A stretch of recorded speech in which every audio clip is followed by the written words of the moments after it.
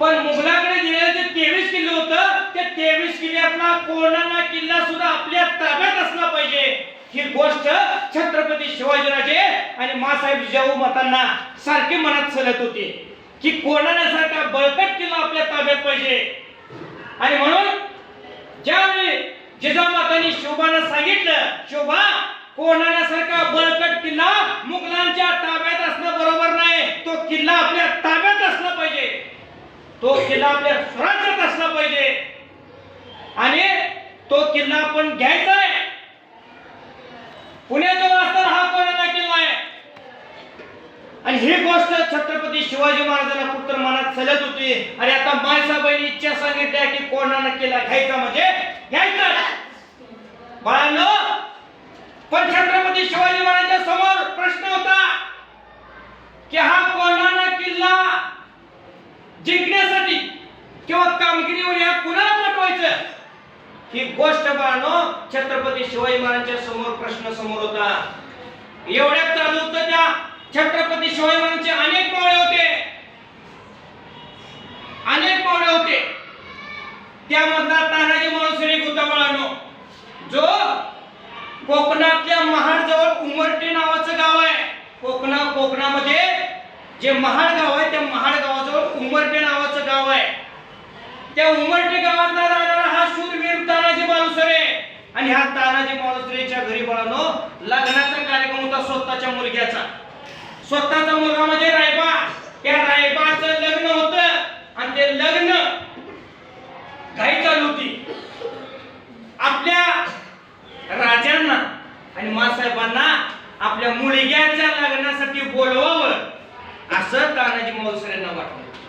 म्हणून आपल्या मामाला म्हणजे शेलार मामाला घेऊन छत्रपती शिवाजीराजे आणि मासाहेबांना आमंत्रण देण्यासाठी तानाजी मालुसरे गेलेले.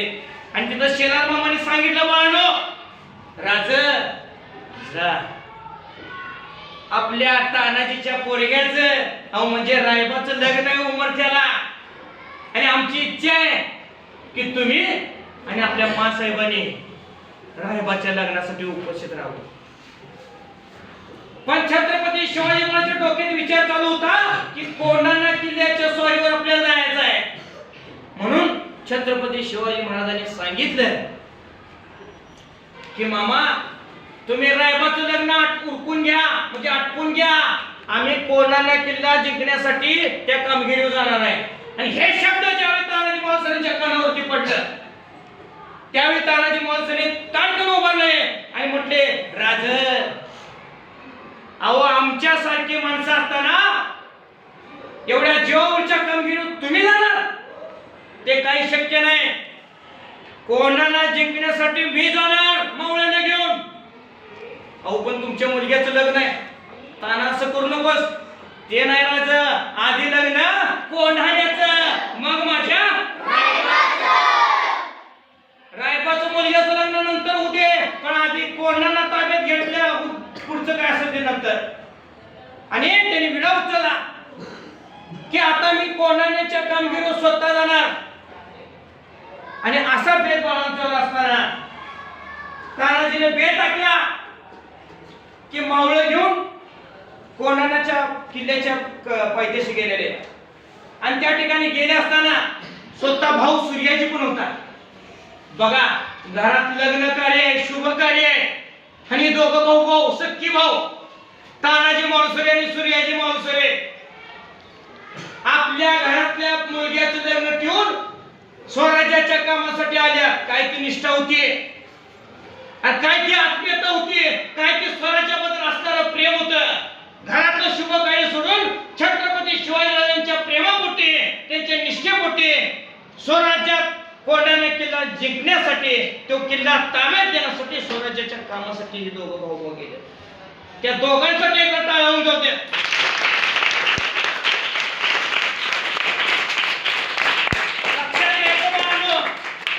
इतिहास आपोआप घडत नसतो. इतिहास घडवण्याचं काम खऱ्या अर्थानं तानाजी मालुसरे आणि सूर्याजी मालुसरे केलेलं आहे आपल्या मावळ्याने घेऊन.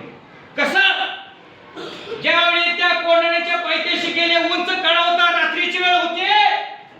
तानाजी मालुसरेंनी सगळ्या गडाच्या भोवतीनं पाहणी केली, टहाळणी केली आणि त्या ठिकाणी मोठा दोर घेतला. आपल्या सूर्याजीला भावाला सांगितलं काय बेत ठरलाय, काय बेत ठरलाय की ह्या कोणाला किल्ल्याला आपल्या ताब्यात घेतल्याशिवाय राहायचं नाही. सूर्याजीला सांगितलं. सूर्याच्या त्या गडाला 2 दरवाजे होते, त्यातला एक दरवाजा म्हणजे कल्याण दरवाजा, बरोबर आहे ना? कल्याण दरवाजा. त्या कल्याण दरवाजाजवळ सूर्याजीला सांगितलं, सूर्याजी तू 500 मावळं घे आणि कल्याण दरवाजाच्या तोंडाला जाऊन थांब. मी 300 मावळं घेतो आणि कड्यावरनं वर येतो. ज्यावेळी मी कडा चोडून वर येईन त्यावेळी दरवाजा उघडेल, त्यावेळी तू 500 मावळं घेऊन आत ये. मग शत्रूला दाखवू आपला धडा काय दाखवायचा ते. सूर्याजी 500 मावळं घेऊन दरवाजावर जाऊन थांबलेला आहे. इकडं अगोदर कडा उंच होता, रात्रीची वेळ होती, रात किडे किरकिरत होत. बाळानो रात्रीची वेळ, वारं सुटलेलं होतं, कडा उंच होता. 4-5 माणसं आपली मावळं वर गेलीत कड्यावर. कुठं कपारीत हात, कुठं फटीतने हात करत करत हळूहळू 4-5 जण वर गेलेत, कड्यावरती वर गेलेत. असा हा कडा उंच होता.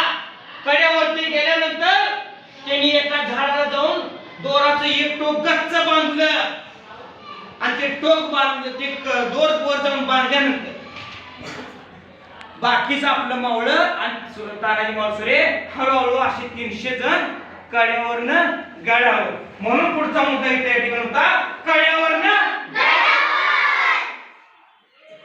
300 मावळात गेलेत.